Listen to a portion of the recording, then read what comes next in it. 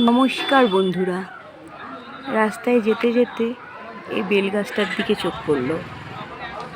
একটা বাড়ি বেলগাছ, এটা না বলেই ভিডিওটা করছি। এত বেল হয়ে আছে, তোমাদের সাথে না শেয়ার করে পারলাম না। বেলের সাইজটা ছোট, কিন্তু কোনো রাস্তার পথিক যেতে যেতে তার মাথায় একটা পড়ে না, সে বুঝে যাবে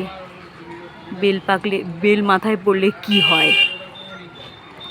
সূর্যের আলোটা খুব জোরালোভাবে পড়েছে, কতটা ভিডিও করতে পারছি জানি না।